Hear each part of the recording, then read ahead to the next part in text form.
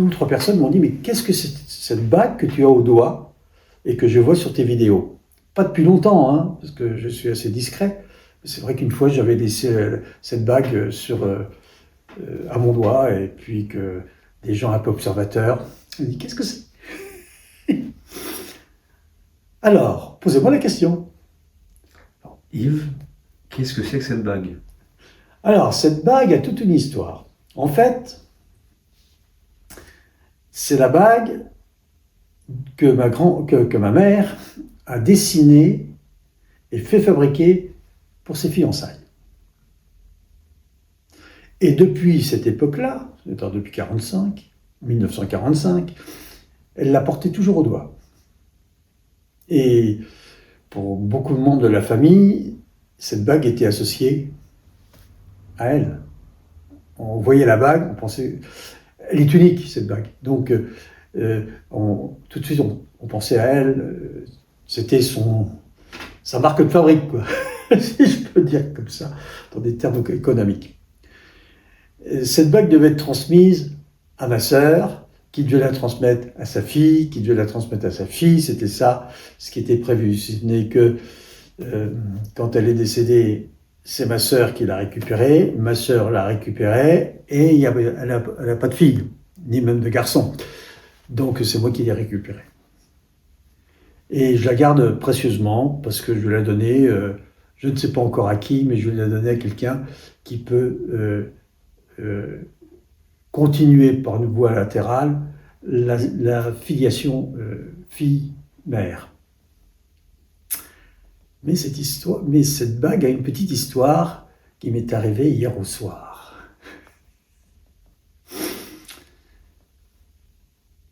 Je ne la porte pas toujours au doigt, parce que je suis prudent, parce qu'elle n'est pas tout à fait adaptée à mon doigt, et qu'elle peut se glisser assez facilement. Mais ces derniers temps, pour des raisons multiples, je la garde plus longtemps, même la nuit. Et hier, donc je l'avais au doigt, j'avais réfléchi de dire si j'allais la garder ou pas, parce que bon, me promener avec, bon, d'accord. Et puis, par inadvertance, je l'emmène avec moi. Et je vais aux courses, je vais dans les magasins, je sors de la monnaie de ma poche, et ça c'est dangereux parce qu'en sortant de la monnaie, ça s'accroche et ça peut tomber dans la poche, et de la poche ça peut tomber par terre.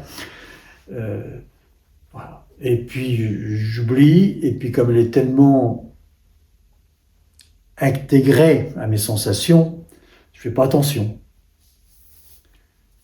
J'arrive le soir, je m'installe, un peu fatigué, donc pas tout à fait présent à tout ce qui se passe. Je dîne, tout. Je travaille à l'ordinateur, bien entendu. Oh, où est-ce qu'elle est? Elle n'est plus là. Elle n'est plus là. Alors, première chose, et ça c'est un premier renseignement, je n'ai pas réagi émotionnellement. Alors que je pars assez facilement au quart de tour, là pas du tout. Elle n'est plus là, ben, elle n'est plus là. Elle n'est plus là, c'est un fait. Regardez les choses telles qu'elles sont, et pas mettre de projection, et pas rajouter oui, le téléphone sonne, c'est normal, et pas rajouter des interprétations, des émotions et tout. Elle n'est plus là, bon, ok. Alors je commence à faire le tour de l'appartement, partout, j'aurais pu la poser là, puis la poser là, puis la poser là, enfin, sur la table, etc. Enfin, là où je peux la déposer de temps en temps, puis rien du tout. Et puis, je me remémore, en disant, je vais faire le tour de ce que j'ai fait hier soir, hier après-midi, je vais faire le tour de toutes les boutiques à l'envers. Bon, pourquoi pas. Rémémoration de ce que j'ai fait l'après-midi. Intéressant comme exercice. Et c'est surtout le calme intérieur qui était là. Important. Je me suis dit, mais j'ai pas besoin de réagir. Et puis, c'est un peu mon habitude, je lui dis, bon, bague, je sais que tu m'entends, je te prie de revenir, fais-moi un signe. S'il te plaît, fais-moi un signe. Évidemment, vous allez dire, elle peut pas, elle peut pas entendre, et deux, elle peut pas faire de signes. Vous êtes d'accord avec moi. Mais bon, c'était une conviction, parce que c'est toujours comme ça que je trouve les affaires. Je les appelle. Quand je perds mes clés, j'appelle les clés. Quand j'ai mon téléphone, j'appelle mon téléphone. Je peux l'appeler réellement avec un autre téléphone. Mais je l'appelle comme ça. Et généralement, je les trouve. Bon, puis je me dis, je me prépare pour aller me coucher. Donc, je refais le tour de la maison, j'éteins les différentes lumières, j'arrive dans l'entrée et je vois un éclat bleu et rouge par terre. Bleu et rouge, toute petite étincelle. C'était la bague. C'est du diamant.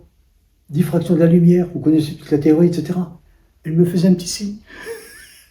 Elle m'a fait un signe. Et me faisant ce signe, là j'ai basculé dans un autre monde.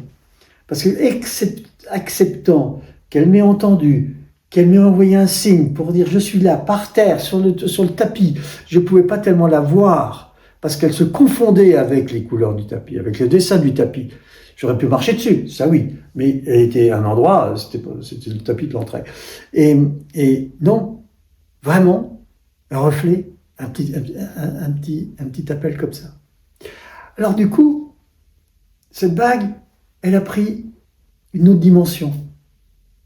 Cette bague, elle est venue réellement la représentation de ma mère. Et donc j'ai réétabli un contact affectif avec elle. Mais un contact affectif dépouillé de toutes nos histoires à la con. Toutes nos difficultés. Oui, je peux prendre ce terme-là. Et puis, toutes nos histoires de difficultés. Ma mère n'était pas très expansive, elle n'était pas ceci, elle n'était pas cela, et puis moi, j'étais un monsieur complètement bloqué, truc, machin, etc. Non, là, brusquement, par ce biais-là, je l'ai retrouvée dans la femme qui, à la fin de sa vie, elle avait Alzheimer, et nous avons eu la chance d'avoir une mère, Chantal et moi, qui s'est dépouillée de ses mauvais traits de caractère, si vous voyez ce que je veux dire, et que nous avons découvert une femme accueillante, souriante, reconnaissante. Elle nous disait merci parce qu'on l'aidait. Elle était beaucoup plus avec une certaine joie de vivre, mais vraiment joie de vivre. Je garde des souvenirs des derniers mois d'une femme extrêmement souriante et accueillante. Beaucoup plus. Enfin, j'avais jamais connu comme ça, en fait. Et là, aujourd'hui, je l'ai retrouvée. J'ai retrouvé cette femme-là, pas uniquement ma mère, mais cette femme avec ce sourire, avec ses yeux pétillants dont j'ai hérité, avec son sens de l'humour, décapant souvent, et puis sa rigueur. Mais voilà, une femme extraordinaire. Et je continue parce que ça m'a ouvert une porte différente.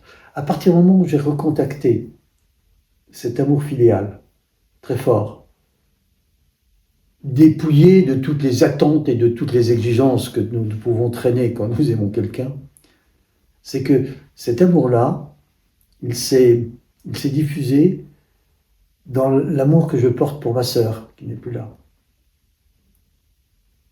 Ben oui. Et puis pour mes amis d'aujourd'hui. Mes amis d'aujourd'hui, brusquement, ben, je vois que j'ai la possibilité, et c'est vraiment leur demande, de les aimer autrement que ce que je faisais avant. Avant, je calculais, je voulais avoir ceci, je voulais avoir cela, j'étais un homme blessé, et donc il avait besoin d'être guéri et tout. Enfin, c'est pas une femme qui doit vous guérir. La femme, elle reçoit, elle partage, on en a déjà parlé.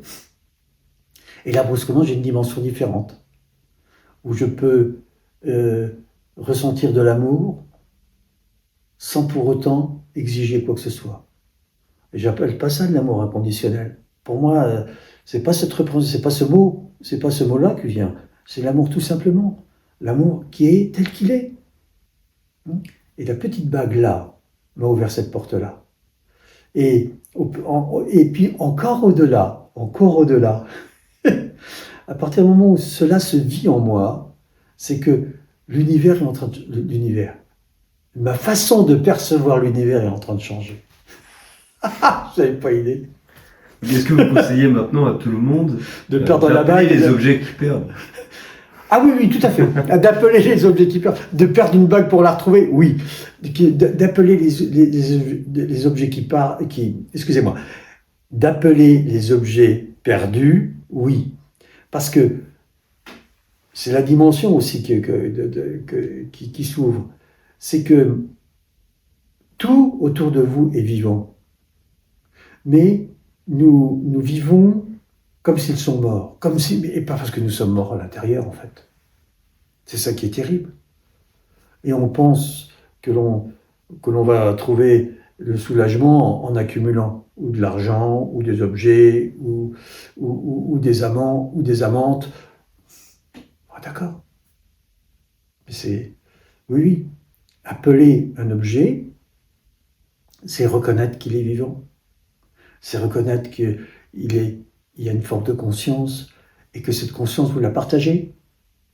La conscience, elle n'est pas liée à un individu. La conscience, elle est liée à tout l'univers. Ça fera l'objet d'un autre entretien.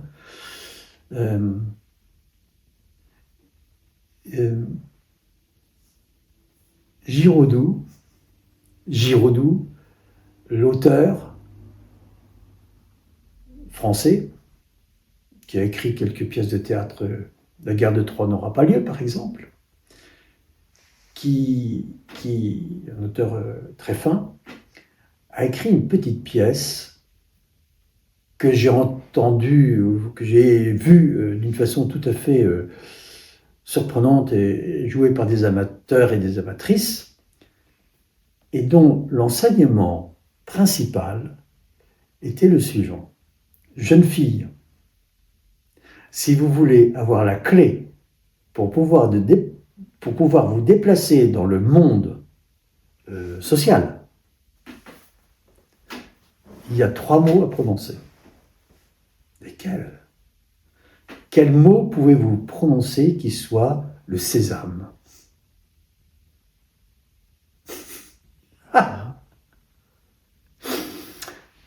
Eh bien, quand tu es en relation avec un homme, mais quel qu'il soit,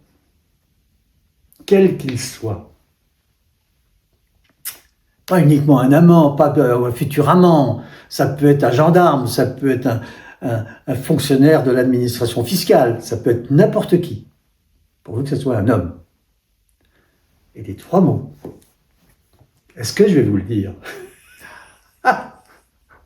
Est-ce que je vais vous le dire? Parce que c'est une clé. Parce que vous n'irez pas écouter la pièce de Giraudoux. Parce que c'est trop vieux, parce que c'est ringard, parce que... Vous savez, il faut quand même aller voir les classiques ou les anciens. Ils ont beaucoup de choses à vous raconter. Hein. Ne les méprisez pas. Ne restez pas enfermés dans votre petit bloc de pensée qui vous enferme, et je vous expliquerai pourquoi il vous enferme. Mais écoutez-le, ce Giraudoux. Il disait à cette jeune fille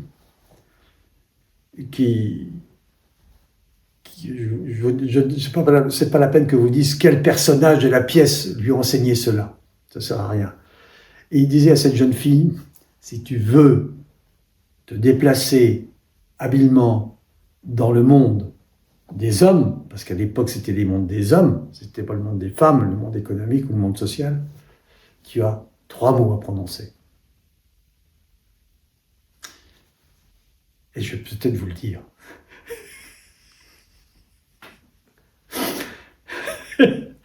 C'est vraiment un sacré secret.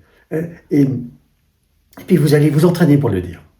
Parce que je vous le dis, mais uniquement à la condition que vous me promettiez quelque chose. Vous allez vous exercer. Vous allez exercer autour de vous avec des objets qui traînent dans votre maison. dans votre appartement, l'objet le plus simple, l'objet le plus important, l'objet le plus esthétique, le plus banal, vous allez vous entraîner à le faire. Et vous lui dites seulement à cet objet, là pour l'instant, tu es beau. Tu es beau. Tu es beau. Et dites-le avec le cœur, avec toute votre énergie, avec toute votre passion, mais passion de vous-même. Et vous reconnaissez la beauté de l'autre. Mais la beauté vraie, la beauté intrinsèque, la beauté qui est au-delà des formes et des apparences. Et cet homme, cet objet, va être sensible à ce que vous lui dites. Et dans cette sensibilité, il va vous répondre positivement.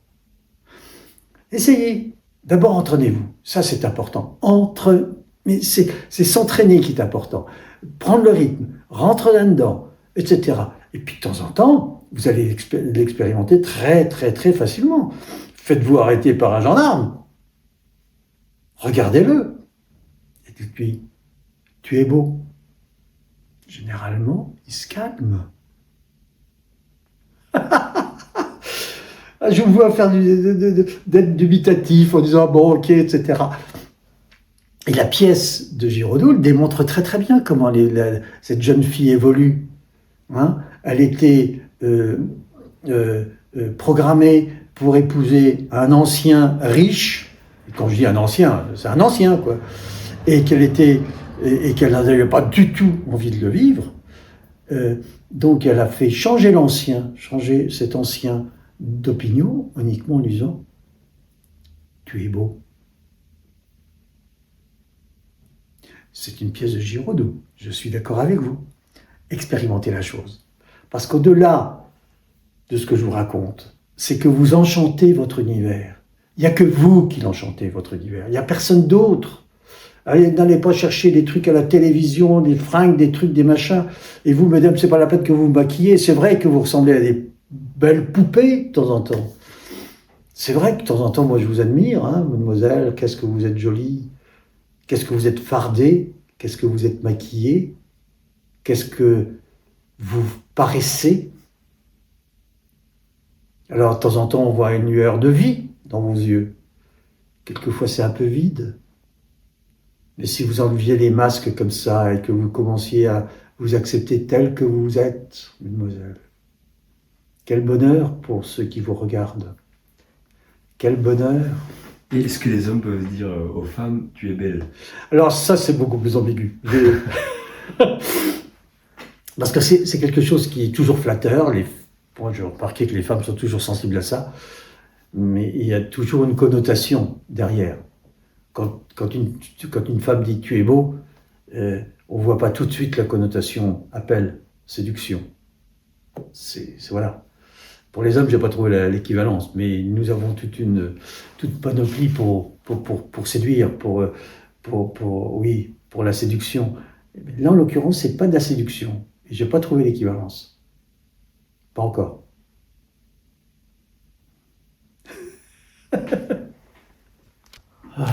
Bon, alors je vous étais en train de vous dire que vous pouvez enchanter votre univers.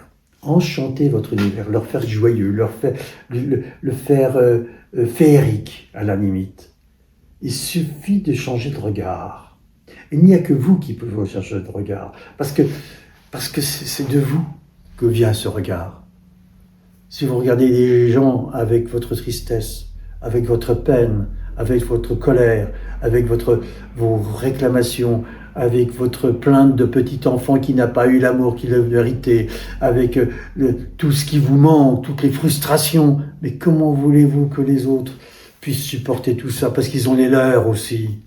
Alors, vous êtes frustré, l'autre est frustré. Qu'est-ce que vous faites de cette frustration? Vous êtes incapable de vous combler, de vous satisfaire l'un l'autre, ou les autres. C'est ce grand piège du couple. Vous venez avec beaucoup de demandes. Vous mesdames, mesdemoiselles, vous venez avec beaucoup de demandes. Vous idéalisez le bonhomme. Et le bonhomme vient avec d'autres demandes, mais pas les mêmes, généralement. C'est pas tout à fait au même niveau. Et d'abord en compréhension. Et ces demandes, c'est pour c'est une certaine avidité. Oui, tu vas m'apporter le bonheur. Oui, tu vas me donner la vie. Oui, tu vas me donner.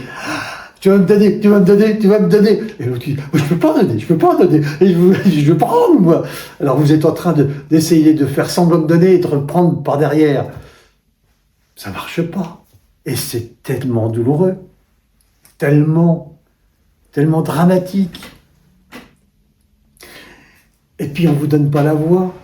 On nous donne rien. On nous met dans des pièges permanents. C'est pour ça que quelquefois, je suis tombé dedans.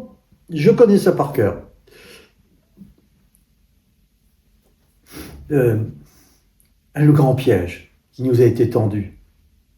C'est un piège absolument magnifique, extraordinaire. C'est que on nous a fait croire, et vous le croyez, mais à 100%, que vous devez trouver votre bonheur uniquement à l'extérieur de vous. Vous devez travailler.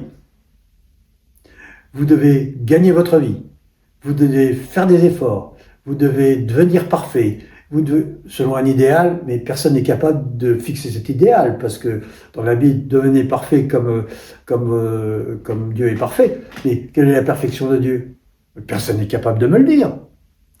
Personne. Puis il suffit d'écouter les prêtres. Ils disent tous des choses différentes quand on aborde cette question. Quand ils acceptent de répondre, d'ailleurs. Ça, c'est pas toujours évident. Vous posez leur la question qui est Dieu, vous verrez qu'il y a beaucoup de se défilent sur cette question. Même s'ils sont des professionnels religieux. Mais ça, c'est vraiment notre domaine. Et qu'est-ce que tout ce monde-là vous dit? Allez chercher le bonheur à l'extérieur. Alors, c'est magnifique. Vous allez être heureux si vous achetez une belle voiture. Vous allez être heureux lorsque vous aurez 100 000 euros, 100 000 euros de capital, puis après 200 000, puis après 300 000, puis après 1 milliard, puis après 10 milliards, puis après 100 milliards, puis après... Et vous n'êtes toujours pas heureux. Vous croyez que Musk est heureux? Vous croyez? Il est comme un bonhomme, et il a sa maladie, qu'il plombe, et qu'il aide, parce qu'il il a su utiliser les caractéristiques de sa maladie pour faire fortune. Mais est-il heureux? Moi, quand je le vois, il ne m'inspire pas la joie de vivre. Hein. Donc, on ne se rend pas compte peut-être que, quel que soit le montant de son portefeuille, de ses résidences, je peux avoir 200 résidences à moi. Je connaissais quelqu'un qui avait 12 résidences dans le monde. Une résidence par mois, échangée. Vous croyez-vous qu'il était heureux? Pas plus que moi à l'époque. Hein? En plus, il avait des problèmes, parce qu'il fallait qu'il gère les 12. Donc il avait des personnes autour de lui qui essayaient de profiter de lui. Vous voyez où on va là-dedans? Non.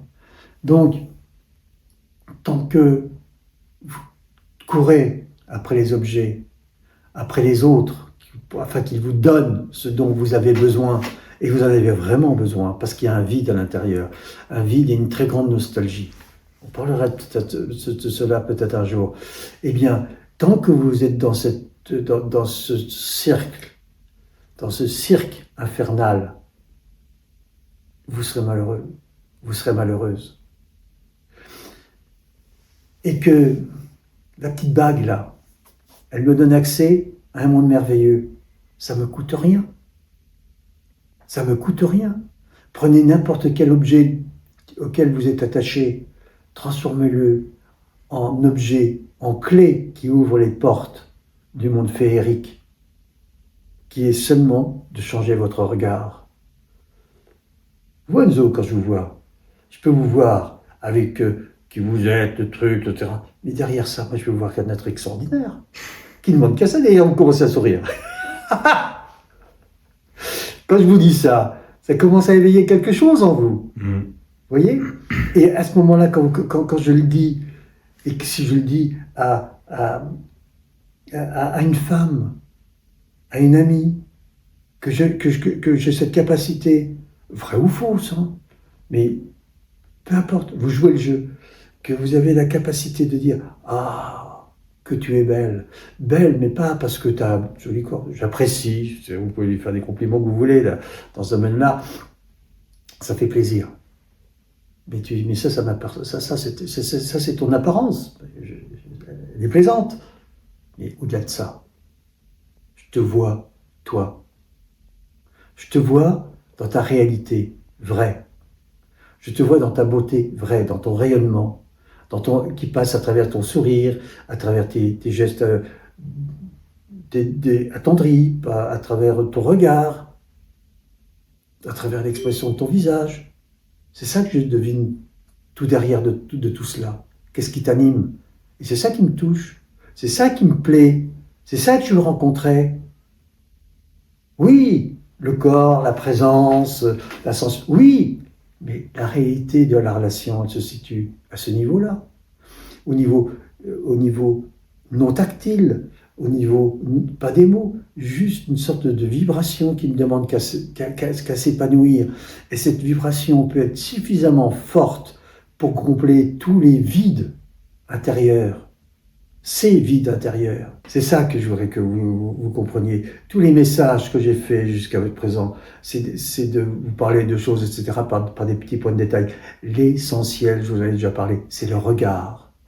Regardez l'autre, le regarder attentivement, mais avec la magie de la bague, si je peux dire, avec cette magie dans vos yeux, de voir la beauté des choses. Et la beauté des choses, vous vous entraînez, mesdames, à cela. Regardez un objet et lui dire « tu es beau ». Et le jour où vous verrez que ces paroles partent du fond de votre cœur et qu'elles ont une qualité particulière, une qualité de vibration particulière, vous verrez à ce moment-là que le bonhomme va changer, que votre vie va changer, que faire la cuisine va changer, que s'occuper des enfants va prendre une autre dimension, que s'occuper des parents va prendre une autre dimension, et que vous allez vous respecter encore plus qu'avant, parce que les limites vont être beaucoup plus puissantes, et toute personne qui tentera de les franchir déclenchera chez vous une réaction de défense tout à fait douce et forte, avec une puissance dont vous n'avez pas idée, qui risque de monter très rapidement si l'autre insiste. Vous verrez. C'est ça que je souhaite pour vous, et que tous mes messages jusqu'à présent que je vous faisais, c'était ça le fond. C'est que vous retrouviez votre vraie nature, que vous la trouviez, et que l'homme aussi, à côté de vous, peut trouver aussi sa vraie nature. Et qu'à partir de là, le couple connaît une dimension que vous n'avez même pas idée. Et que votre vie, ça sera sensationnel. Vous n'avez pas idée.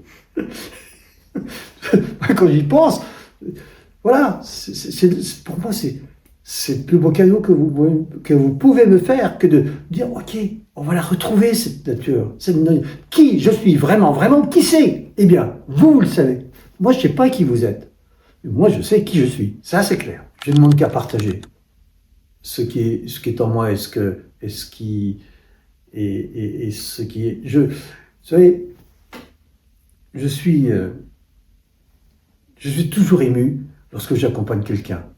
Et qu'à chaque fois qu'il fait ou qu'elle fait un pas vers elle-même, ça m'émeut profondément. Et en même temps, cette émotion qui est là, ça me donne du courage évidemment de l'accompagner, mais surtout ça lui donne du courage de continuer.